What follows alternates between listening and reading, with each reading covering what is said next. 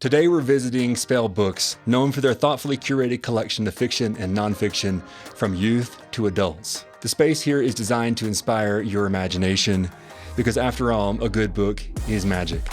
I'm excited now to sit down with founder of Spell Books, Corey Dahl. Corey, welcome to the first episode of Craft and Process. Yeah, thank you. Thanks for having me. So first of all, we're sitting in your amazing space, the bookshop that you founded here in downtown Littleton.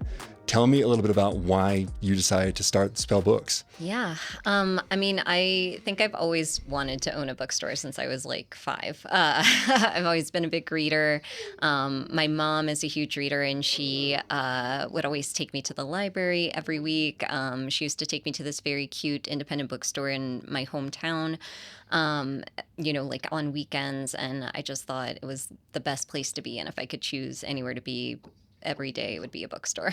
So I started Spell Books about a year and 1 month ago. I was working a corporate job during the pandemic, and I was at home most days. And when they said everyone had to return to office, I thought, well, I can't go back. I don't want to go back to a cubicle. And I thought, what is it that I really, really want to do? Where do I want to spend my time? And bookstore just it was the answer every time. So started this, like I said, a year and 1 month ago.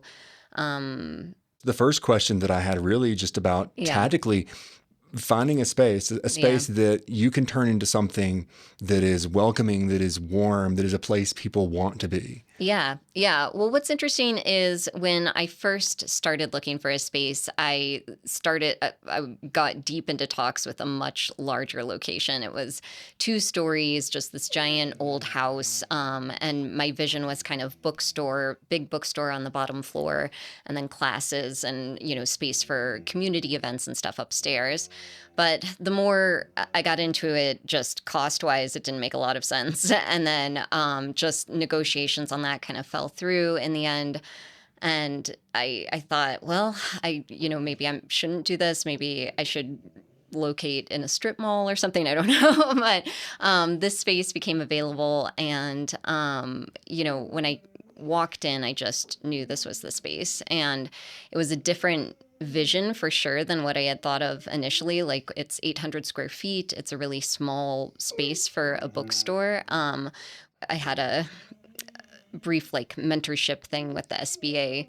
And when I was talking to the guy I was assigned to, he said, 800 square feet is the size of most people's kitchen. And I was like, well, not my kitchen, but it is Barnes and Noble, is 8 times this size. So I had to really rethink kind of what is the value proposition of a really small bookstore. And I think it comes down to... We'll have to introduce our other guest. Yeah. Sorry. But I think it really comes down to curation and having, just a really... a selection that is not overwhelming and that really just emphasizes quality over quantity. And the more I thought about that, the more I thought, actually, I really, really love that as something that's different, from most people can log on to Amazon and get any book ever created, and you can walk into Barnes and Noble and get thousands and thousands and thousands of titles. So I try to really spend a lot of time, knowing what I'm bringing in, choosing, just being really picky, kind of honestly, about what we bring in. And then as titles kind of slow down in sales, swapping them out for something, that I think people would be interested in. So some of it is just me choosing books based on my own taste, my own kind of barometer. But some of it too, the longer we've been here and the more I talk to people who shop in the store and the people who come in, some of that curation starts becoming, oh, what do I think so-and-so would like? What do I think, this other person would like or whatever, based on their, previous purchases. So it also, starts becoming more of a community curation, I guess. Well, when I set foot in the shop, it definitely feels like it's representative of the reading community that is here in our small area of Littleton.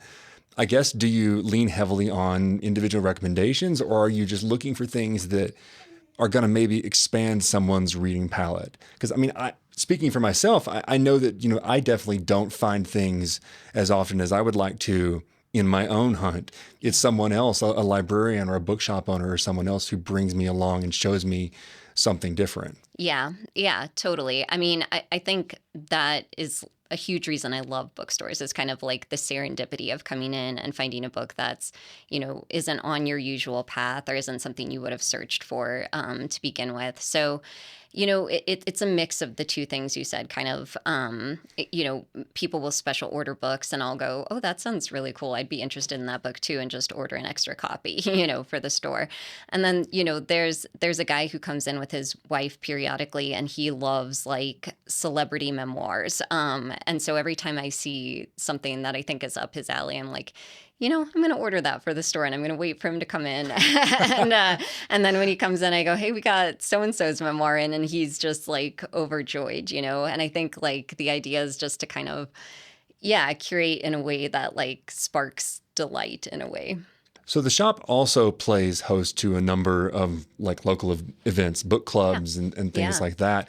How does that play into the role of building out a community space? Like, because it's one part storefront, one part, curation vehicle, but it's also a space where people come and hang out on this beautiful, downtown street. Yeah, yeah.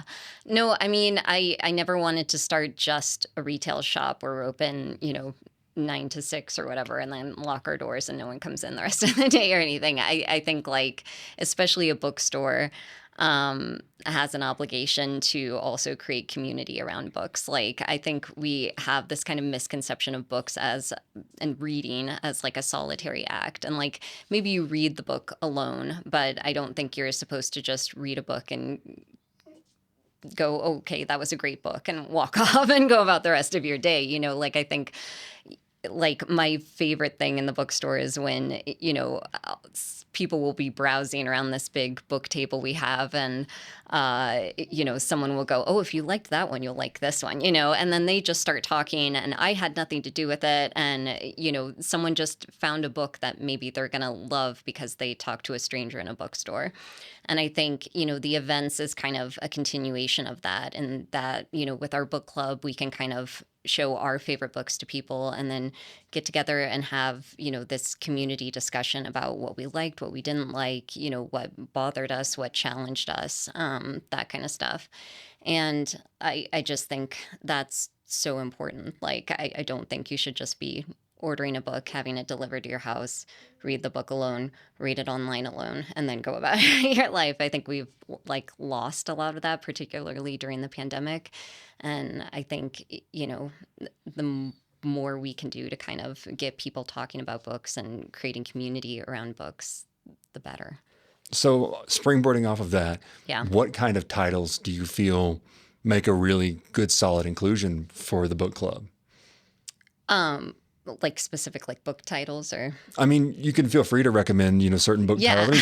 Yeah. Think about the people who are probably watching this show as artists and makers and people who are looking to take the next creative step. But also just generally, I'd like to, talk about the kinds of things that you feel resonate with the local reading community. Basically, if you're running a book club, you want something that's always going to hit it out of the park. Yeah. What for you are the kind of just ones that are an ultimate hit? Honestly, like choosing kind of controversial books, I feel like are more like is what really gets people in book club going. And I don't even mean like, some kind of like terrible tract or something like that. I guess I just mean like, books where maybe characters are in like an anti-hero mode, or maybe not behaving in what we would consider to be like traditional norms, I guess. So maybe one of our most I hesitate to call it popular, I guess, because it really divided the book club, but one of the books that really sparked a lot of discussion in book club was Melissa Broder's The Pisces, which is, I think, a really excellent book in terms of kind of like a female antihero doing kind of some extreme things. And I think as an author, she's really pushing the boundaries of what most people would consider like socially acceptable. And, you know, some people loved it. Some people really found it just very hard to relate to that character. But I personally really love those kind of books because like when you can find kind of that like that small like thing that you relate to, that small like piece of humanity within like a character that's unlikable, I guess, and you can find ways to relate to that character. I think that's, you know, a big, I don't know, just something that drives a lot of empathy and something that you can apply to your whole life outside of the book and in like everyday actions, I guess. But yeah, I don't know if I have like a lot of recommendations for like specific books. Mostly I think like, yeah, it's harder. I've definitely done book clubs where like we've talked about a book that was just really good. And, you know, we'll just sit around and go like, yeah, that was a great book, like objectively just a good book. And then we just kind of sit there and nod and we all agree about it. So I think, you know, book clubs kind of lend themselves better to like books that are maybe a little more, you know, have more range, I guess, in terms of like likability, or I don't really know how to describe it. Well, it's like, it seems like you're looking for a book that makes Yeah. people think, that gives them a reason to like it or to dislike it. The one passage that always stood out to me from the Rick Rubin book that I mentioned before was that great art will always divide the audience. Yeah. And necessarily, if you create something that makes people have that charged, you know, dislike of it, then there's always going to be someone who has an opposite reaction to that. Yeah. Yeah. And I mean, I think even like, it's so funny sometimes just how subjective like book taste is, I guess, if that makes any sense. But like I'll pick a book that I think is like just this easy, like go and read or whatever, and I'll have it as my staff pick in the back of the shop, and I'll be like, oh yeah, this is just like a really pleasurable summer book or something. And without fail, like someone will come in and go, I read this with my book club and all 11 of us hated it. We hate this book. It was terrible. And I'm like, what on earth? Like I like it can be like the most, like, to me, like tame book and like very like just written as like a nice, pleasant read kind of thing. And I don't really, and you know, I think I love the author George Saunders, and he always talks about a good book, like the author gets you 40% of the way there, and then we as readers write the other 60% of the book. And to me, like that's what I attribute a lot of like the subjectivity to, is like everything that you're bringing into the book with you kind of colors how you read that book, right? And so a book for me that was like didn't challenge many things and I found just like a pleasant read might bring up a lot of other things for someone who's bringing a totally different life experience into that book. So it's just interesting. I think, like, again, that's part of the value of community around books, is like talking about this and being like, wait, what? You thought this was like this, you know, and then having a discussion around where those differences lie. Just to kind of like go all the way back to, you know, the reason for bookstores being so cozy for you. Yeah. Like, now, all of these years later, like realizing that was a cozy space for you and growing up, do you feel like you've been able to create something that fit in with your mind? Yeah, absolutely. I mean, the store is always evolving. Like, I've got plans for like an art wall and who knows what else. And so, I mean, I always think it could be like 10, 20% cozier. But yeah, I mean, I think like the size of this shop, again, like I think like really just kind of is naturally cozy.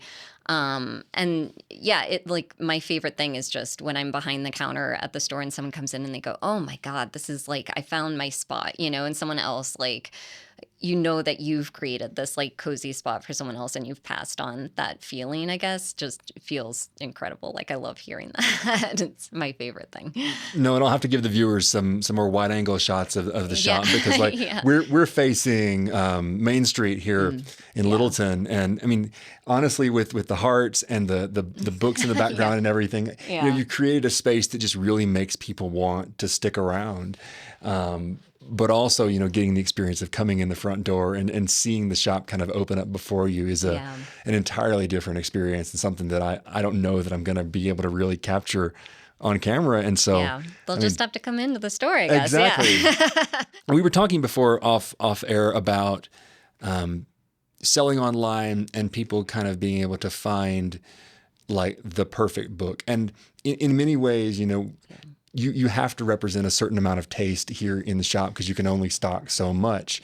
But by that same token, like all the books in the world, somebody's going to find something that matches their exact taste. Yeah. How do you deal with the idea of you might be selling globally certain items, you know, online, but the taste is still anchored right here on Main Street? Yeah, we do have an affiliate page on bookshop.org. So yeah, I mean, I guess in that respect, it is global. The difference with bookshop.org is that they can order any book. It's sort of like Amazon where they can order a book, but then they just order the book and choose to support us. So we get like a commission. Okay. So it's not necessarily, that doesn't like reflect our curation at all in some ways. I mean, like our little homepage, I think I put like up our book club picks or whatever, but I don't really like, they can go off the homepage and find any book that they want, basically. Okay. So that's actually really interesting because it gives people a way to support local bookshops while also not feeling like their taste has necessarily been restricted by that. And bookshop.org is incredible too because they'll ship right to your door too. Like I don't ship, it's just too much for me to take on at this point. But yeah, you can order pretty much any title on there. It'll go straight to your door. It still supports us, which is really, really nice.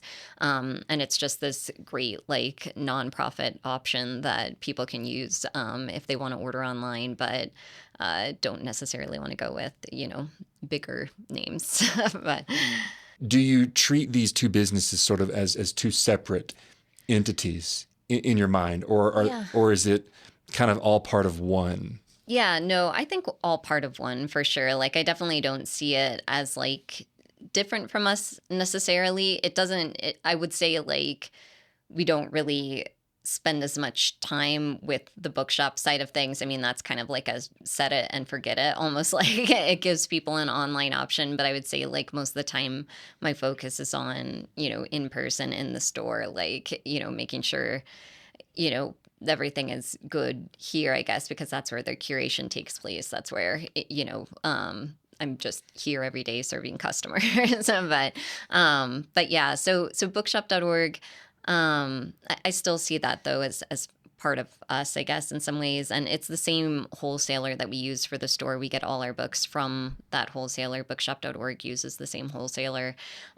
So, you know, you're still supporting us, even if you're not getting like the exact in-store experience, I guess, if that makes sense. That makes sense. I mean, but no, people need to come here. They need to come to downtown Littleton and be in the store. I think it's just, and you know, online shopping for a book online is just a different animal than coming into a bookstore and like browsing and just like taking your time or whatever. Like I think when I buy a book online, I know exactly what I'm looking for and I just go, you know, and put it in the cart and I'm done and I go about my day. You know, I think coming into a bookstore, you know, with a coffee and you're browsing and stuff is just a different experience for sure. It's funny, you kind of unknowingly opened to the direction that I wanted to go with that, which is like, you know, one is a sales transaction. One, you go in with a very specific taste and you know what you expect to get out of that.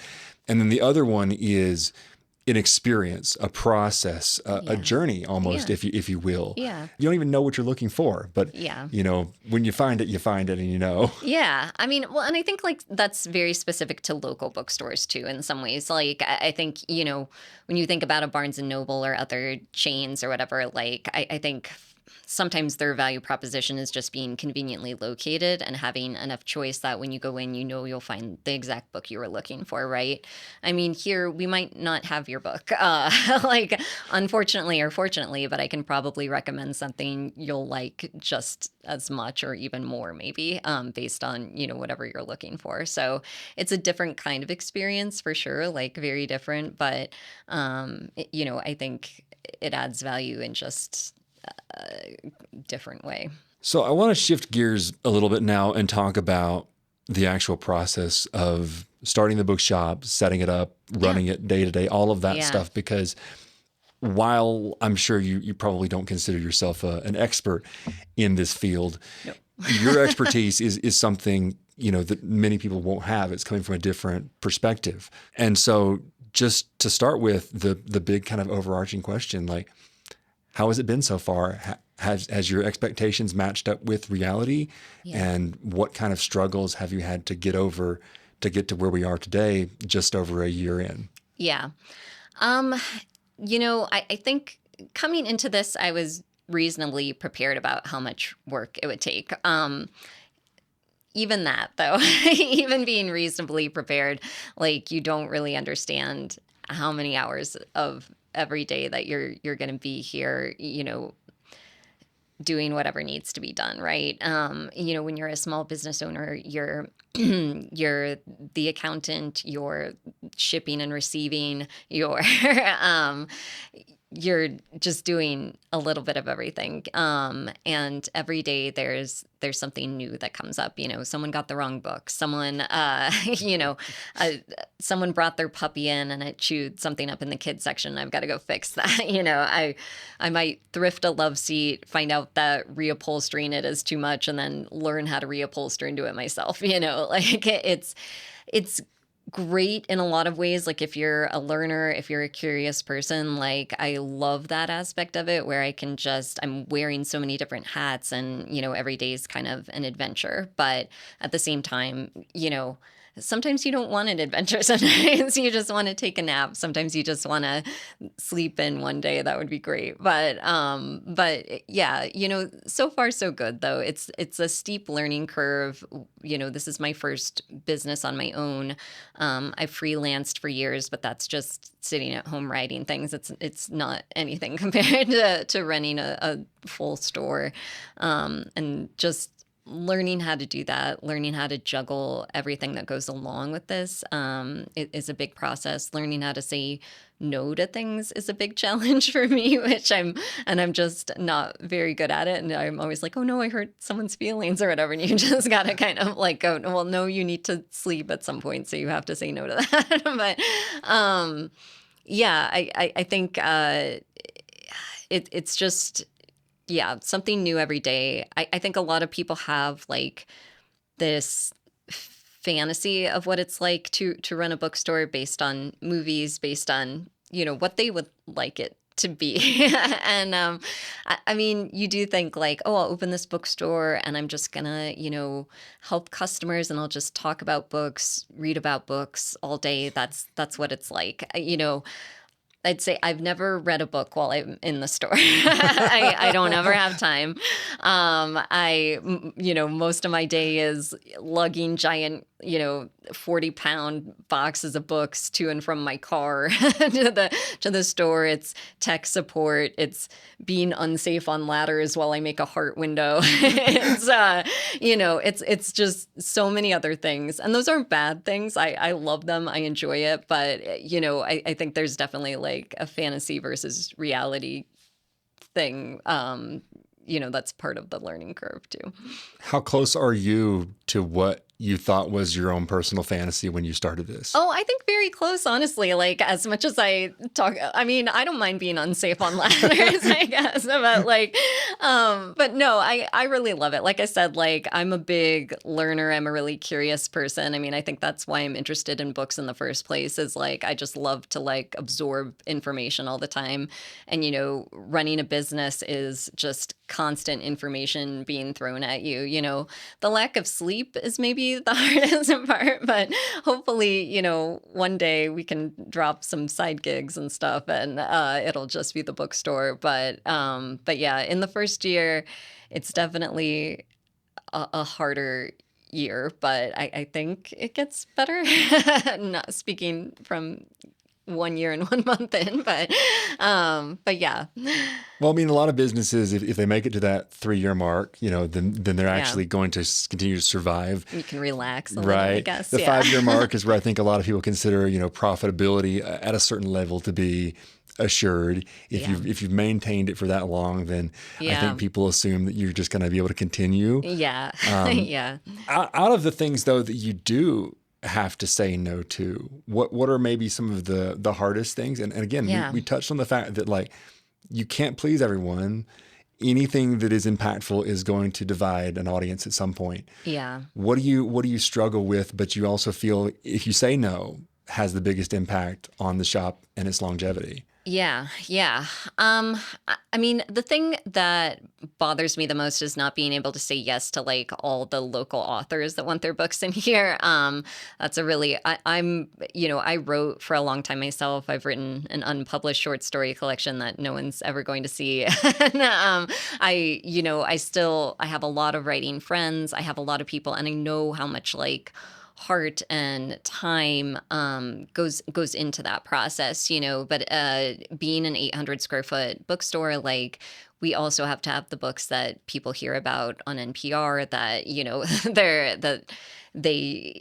that are just kind of more nationally known bestsellers. So balancing that with kind of the commerce aspect of it versus like my what pulls on my heartstrings, I guess, is sort of hard for me. So it's hard sometimes to say, I love that you wrote this book. I know, what kind of effort it took, but like, I'm sorry, I can't put it on the shelves, is a really tough thing for me.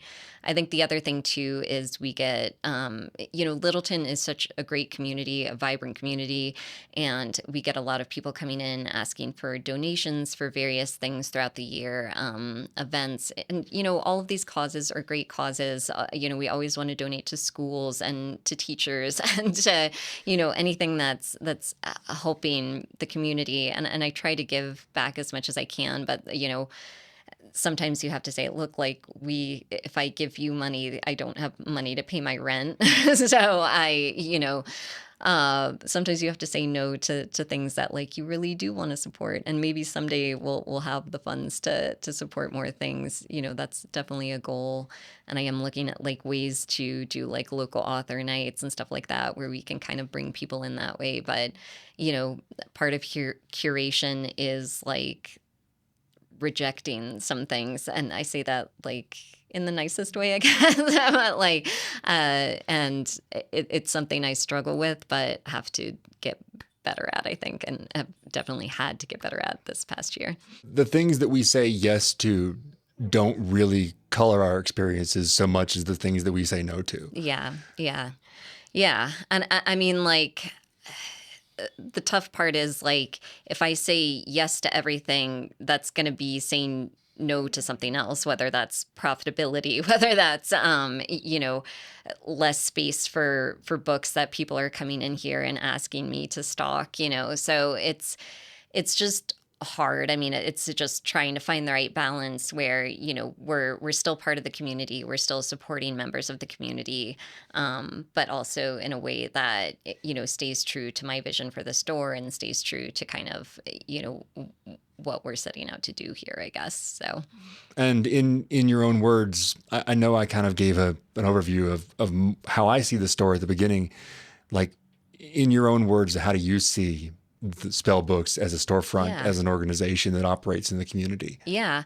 I mean, in the simplest terms, we're just an independent bookstore. But I mean, I think like I want us to be like a really vital part of Littleton, especially downtown Littleton. I've always admired the community down here around all the different small business owners, how many like independent shops they have, just that you can come down here and have an experience unlike anywhere else. It's like anti-mall culture kind of in a way. Nothing against malls, but I just, Yeah, I think, to be like the long term goal, I guess, is to just kind of be a vital piece of this downtown that I really love and like that I consider like a really vibrant and important part of what makes Littleton unique. And so, you know, that coupled with, just a place where people can connect with books and stories that maybe they weren't looking for, like I said, that kismet serendipity sort of thing again. And then a space where they can connect with other people who share the same interests or have adjacent interests, or where they can just talk. I want it to be like I said, not just a retail store, but community space for people who love reading, who love writing, who love art, and just want to connect with others around that. So if you look back over the last year, are there moments that specifically stand out to you? Moments of elation or struggle or something that you feel like you just had to work your way through and on the other side it gave you newfound understanding? Let me think about that for a second. That was a good one, but a tough one. Gosh. Yeah. I mean, on the elation front, I guess, like anytime we do like a really great community event, we did this summer reading challenge that I modeled after like Book It, which was my favorite thing as a kid. And we called it Spell It, and you got like a clunky button, and like we did a big pizza party at the end of the summer for everyone who like it just made my day every time someone came in and they were like, I've read 5 more, I need stickers, Yes. and we gave them little like discount coupons for everything that they did. And the pizza party at the end, like when everyone was talking to each other about what did you read for this? What did you do? Oh, yeah, like just made me feel like, okay, we're doing it, like it just like every little event like that makes me feel like, for every day that you don't feel like anything's changing, like you just came in, you opened the shop, you sold some books, you went home, you were tired. When you do things like that and you see results like that, like it really feels like, oh, okay, like I am working towards what I want to accomplish. It feels like these really like nice mile markers that are like, oh, okay, I am getting somewhere. We are moving forward. I'm not just like spinning my wheels trying to figure out how to run a business, I guess. But so those have been the best moments for me if we're talking strictly elation. On the side of challenges, I guess, anytime there's just been long days, I think like hours wise is maybe the biggest challenge. Sometimes I have a full-time job on top of this and freelance and just do all kinds of things to keep money coming in. And I, there are just some days you get here at, you know, 7 a.m. to do window decorations, and then you run the store all day, and then you walk your dog for 10 minutes, and then you teach a tarot class until 9 p.m. or something, and you're like, wow, I am exhausted. Why did I leave that corporate job? But it's always, I don't know, like I can't even like call that a challenge so much as just like a bodily function that I've been ignoring maybe instead of just because at the end of the day I'm still happy to come in here the next day and turn the lights on something that I created that's my own, and like no other job is ever going to compare to that. And since this is your first kind of like solo venture, if you Yeah. will, does this running of this organization give you a certain camaraderie with other people that maybe you had seen in the past and been like, I don't really understand the commitment to your business or Yeah. a newfound approach to folks who have that sort of passion? Yeah, for sure. I mean, I think like, especially the merchants downtown, we all talk to each other like it's a really great community. And, there's just like this fundamental understanding when you talk to other people that own businesses down here that it's like we are all just really trying our best. And like, most of the people down here, the lady who owns the boutique next door has a full-time job on top of running the boutique. Like, we're all like doing this out of like passion and love more than like there's no really like get rich quick element to this or anything. Like everyone's here because they want to be here and they're putting in the work to be here. And I think there's this like level of respect and also understanding when you talk to other business owners and you just know that they're you know how hard they're working, I guess. Like I don't think I understood that before. Like going back to like, I reasonably understood how much work goes into a small business. Um, you know, you don't know until you actually are doing it, like how much work goes into it. But yeah. No, it's funny because you say you're the accountant, you're the curator, Yeah. you're the person who Yeah. comes in to open and clean the shop in the morning. I mean, here we are. I'm the lighting guy. I'm the sound Yeah, guy. yeah, yeah. I mean, you get it. You Like have to wear you're multiple wearing all hats. the hats. Yeah, yeah. And I mean, I was able to hire 2 part-time employees this year, which really, really helped. I was doing like 7 days a week here for the first 6 months. And, I remember I went up to see my parents one weekend, and my dad was like, "You're gonna burn out. You're gonna burn out." And I was like, "No, I'm not. Whatever." And then like a week later, I was like, "I think I might be burning out a little. And I think I need just like a little help." So I have 2 part-timers now who are incredible, also just like huge book nerds. And when we talk about curation and stuff, like their input is so valuable to me too. Like they both have like they're very passionate about their particular books and stuff, and they read differently than I do, which is like extremely valuable to me too, because I can't get to everything and I'm not immersed in every genre or anything. So that adding people to the team, you really see like how that helps strengthen you, and like it's okay to ask for that help, because that help like is more than you ever thought it would be. I guess, if that makes any sense. So, 2 questions off of that. One, how do you go about being very intentional about the people that you bring into the organization? Yeah.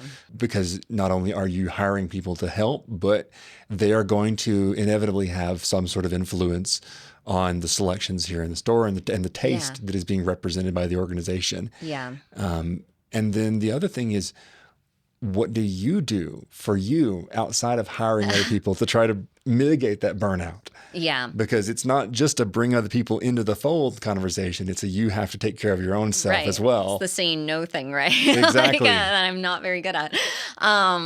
Yeah. So the hiring question, I mean, I was like kind of lucky more than intentional, but I will say there wasn't a lack of intention, I guess, with it. Like, honestly, Paul, who works here part-time, is a very, very good friend of mine going back, a decade plus at this point, where my background's in journalism, so is his, and we were both editors at a magazine together years and years ago. And, I've stayed friends with pretty much everyone from that organization.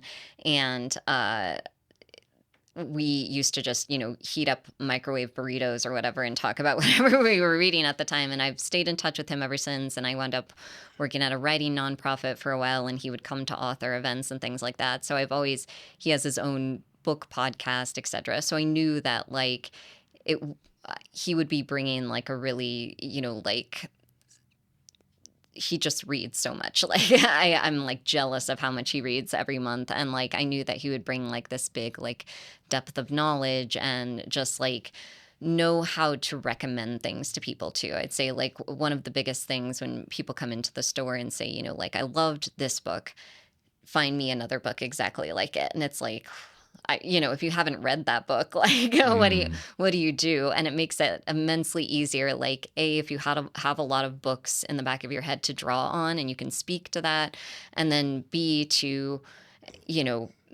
if there's a better chance that you have read that book, you're going to provide a better recommendation, I guess. And there are plenty of books I've never read, and someone will come in and throw a title at me that is completely unknown or whatever. But having read as much as I have, I know that I can usually come up with, if I find out what elements of the book they enjoyed, I can usually think of, 3 to 5 other books that share those elements, right? So I knew he could do that.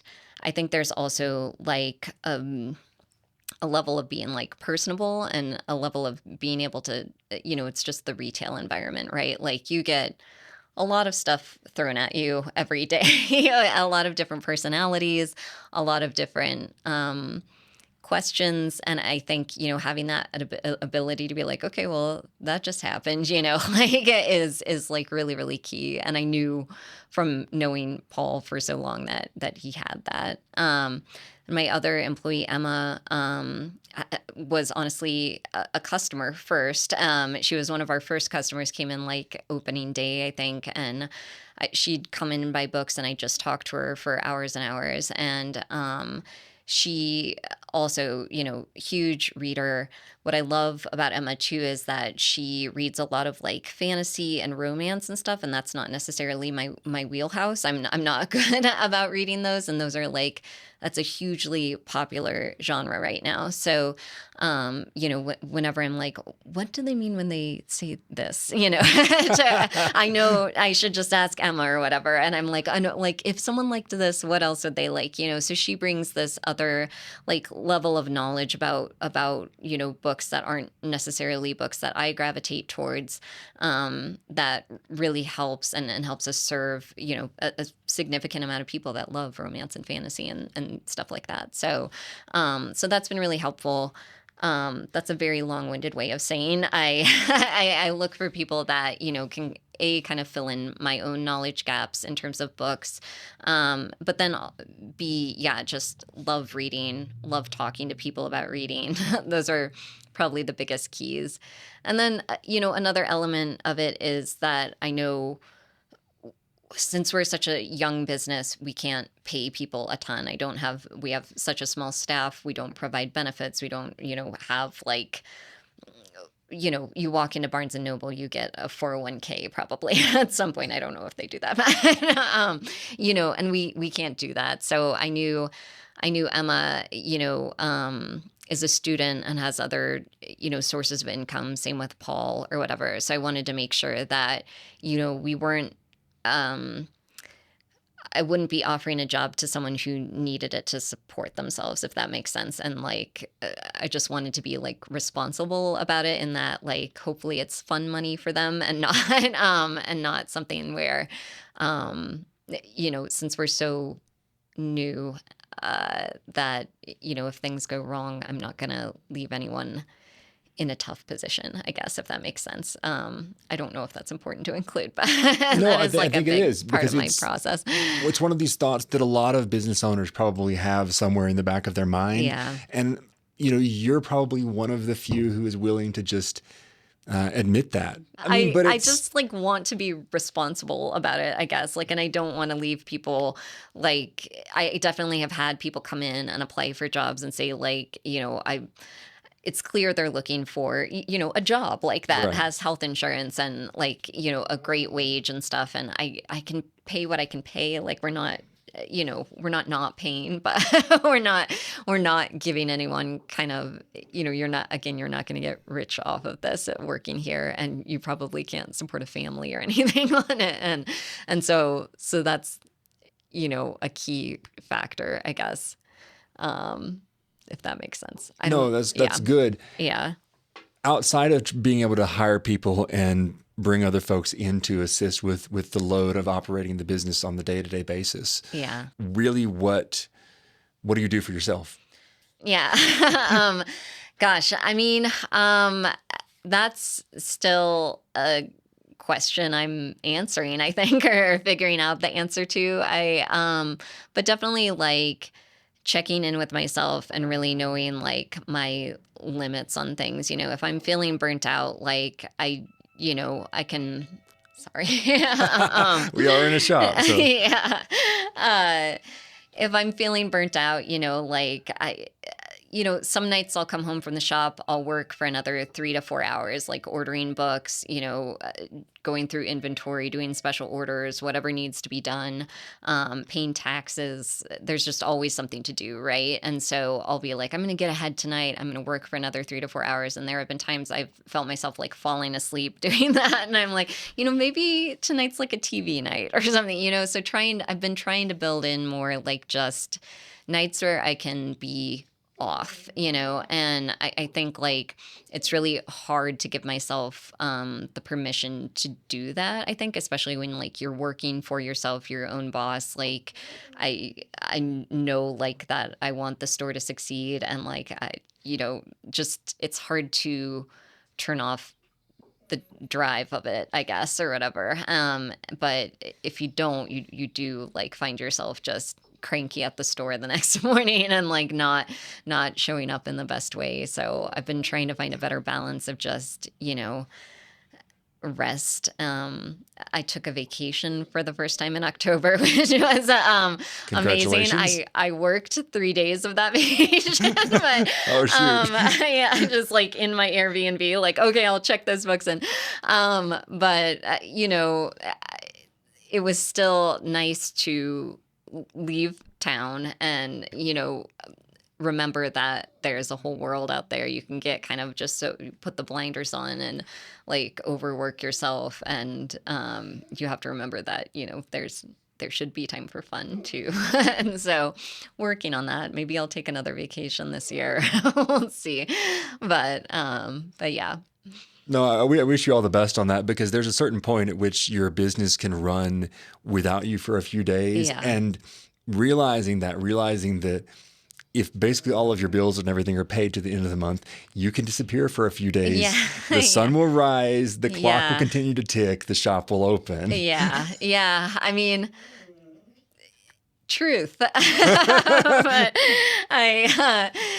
whether I let myself believe that or not, sometimes I think is the hard part. And I think like delegating and being comfortable with delegating is sometimes hard. I'm sometimes of like the mindset that like, I'll just do it myself. I'll just get it done so no one else has to do this. Like, I'll just, like I can take out the trash. I'll just show up early and clean so they don't have to do it on their shift. And it's like, no, that's what they're here for. Like, have them clean the store while they just say, Yep. hey, could you clean the store?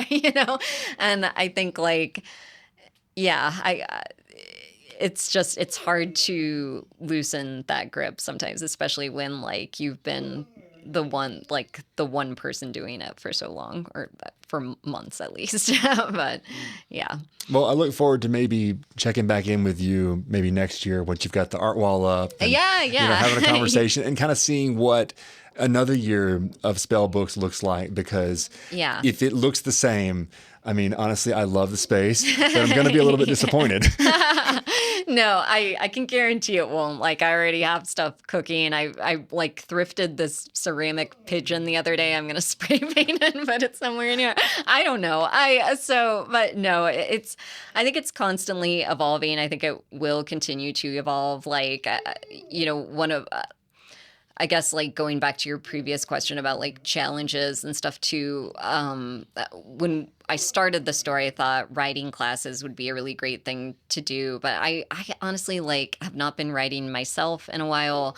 Like, it's hard for me to run a class and be like, you guys should be doing this or whatever, when it's like, I'm not even doing that right now. I'm like, I don't have time to write. I don't have time. Like, I get up and I work and I work. And I think, we might end up taking out some of like the writing offerings and doing more like, I don't know, looking at other creative ways and stuff, and like, and the truth of the matter in like terms of doing 2-hour writing classes like in the evening or whatever, after working a full shift and doing my other job on top of it. Sometimes it's just like, so I found myself not motivated to do that. So now I'm thinking, okay, what other ways can we, give people an outlet for creativity and events and stuff that isn't necessarily just like a straight up writing workshop or something too. So like, I think that part, like figuring out what to like keep and what to drop, and what like I'm passionate about enough that I feel like I can bring a lot of value to the table with it, instead of just like doing it because it was in the business plan, I think is something that like I'm still figuring out. So yes, things will change. And it's the long way of saying that. Well, that's going to be a really challenging arc, I can see, because part of the reason that someone would engage with a writing class is because they're coming in, they're expecting you're going to be present. And Yeah. there's a real question of whether or not you can really give that effective presence at the end of an exhausting workday. Yeah. Can you change wavelengths? Can your mind work in that space now? And for a lot of people, they can't. Yeah, it's really hard. I found like I taught one writing class. It was a generative one at least, so I felt more comfortable doing that. But like even that, I felt, at the end of the day, being like, okay, your homework is right 25 minutes every day this week. And then I'd be like, I'm going to do it along with you. And I absolutely would not because I just like didn't have the time. And like, then you feel kind of like a sham, I guess, in some ways, or that I'm just not providing it at a level that I would want to receive it as a student and that I would feel comfortable like asking people to pay money for and things like that. So, just looking at other ways that you can still spark community, you can still encourage people to be creative, you can still encourage people to write that aren't necessarily me signing on to put curriculum together and lead a class and, critique people's stories and stuff like that when that's just taking on, yet another kind of time consuming task. So anyway. So just in closing, I guess the kind of last couple of questions that I have for you are, if you looked back over the last year, what would you do again?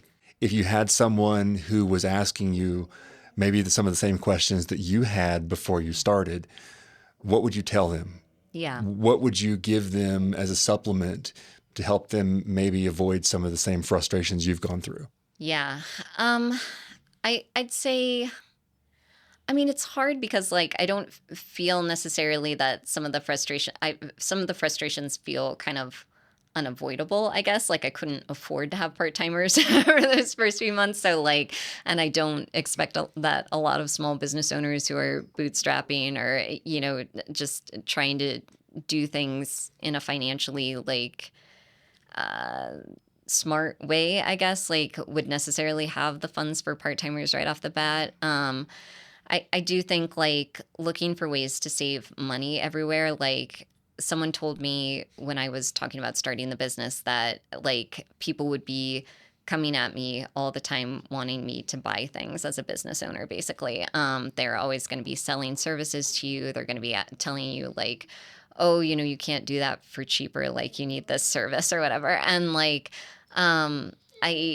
that was really invaluable advice to me. And I do feel like that guided like a lot of my decisions. Like there are businesses that say you have to have these specific bookcases for bookstores, like, and I was like, I'm just going to thrift some off Facebook Marketplace, like I did. And I think they are fine, like they work fine. They're not like super professional, I guess, but I wanted it to feel like you're walking into someone's living room, not necessarily like a like commercial bookstore. So these behind us are what like looks like just so these wood are screwed actually together. these are homemade shelves. I bought. Oh, I turned from the microphone. Oh, it's okay. So I'll have to get some cutaway of this because like this is that aesthetic you're talking about. Yeah. So, well, these actually we bought from the previous owner. Her husband custom built those for the space, and they went online only because they were a florist and they were doing a lot of their business just through online orders and like doing weddings and stuff like that. And so, she didn't really have anywhere for them to go. And I was like, I think I could make them work, And so I just wound up buying those from her. Same with this giant table. Her husband custom made that to fit this space specifically. And I feel like it's such a good fit. Like you can still get around it with plenty of room. And I was like, how much? So, we were able to repurpose a lot of stuff she already had in here. I thrifted pretty much everything else. And, when you look at the prices for those custom bookcases and stuff, like it saves you a ton and it didn't cause any unnecessary hassle or whatever. And, I get 5 to 10 calls a day about switching my POS, about switching, my internet, and like, I think doing your research and finding the best fit for you, like that legwork is really worth it in the long run. I feel like we kind of strayed from your original question, but what I'm hearing though is if someone calls you and says you need this because your business needs this and you're not going to be able to function without it. Yeah.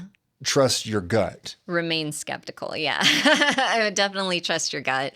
And like don't don't discount like what you already know. I feel like I had a lot of people coming at me like being like, well, you're new at this, right? Like here's why you need this. And it's like, I don't think I do, And I think like that part has been really essential. And I think for any new business owners, like going into it and going like, well, what do they have to gain and what's the cost to me from this, I guess, like just being really skeptical about things like that is maybe, like I said, that getting that piece of advice before I started this really colored my like thinking going into this. And I do think that like really helped me. Other than that, I mean, it's a lot of work, like be prepared to like put a lot of time into it. Time is like the main thing. Like there were days before we opened, I'd be here painting till like midnight. I'd have like just go get Chick-fil-A. And like, I remember I went sitting in like the floor of what's the children's section now, like eating a chicken sandwich and pricing things. Like, and this is like the week before Christmas. Yeah, I think just being really aware of like, again, that amount of work and effort that has to go into it. And I think you really, really, really need to love it to be able to devote that much time to it is probably the main thing. But awesome. Sorry, she's just it's all right. You'll have to introduce our pupper hanging out over here in the corner. Yeah, Rosie, my dog, is over here, and she has not liked being 10 feet away from me this whole time. If we ever do this again, we'll have to just lay her down. Yeah, right I guess in the middle of it all. I was worried about her knocking over equipment and stuff, and so which she does, but but this was maybe not a better solution. So, well, Corey, thank you so much for your time today. Yeah, thank you. If people want to find out more about Spell Books, where do they do that? So we have a website. It's spellbooksco.com. We're also on Instagram. Spellbooksco is our handle there. I'd say those are our two main ways of getting information out to people. We also have an email sign up on the website if they want to sign up for like just regular e-news things about upcoming events. So, and I definitely endorse the e-news list. Yay. You should get signed up for that. It's great. If you want to know what's going on here in the store, good place to do that. And of course, if you're watching this on YouTube, everything is linked down in the description. I have links to Spell Books and their Instagram, their website, and everything right down there for you. If you're listening to it on Spotify, check the description for the podcast as well. Once again, I'm Nicholas Young. This has been Craft and Process. Thank you so much.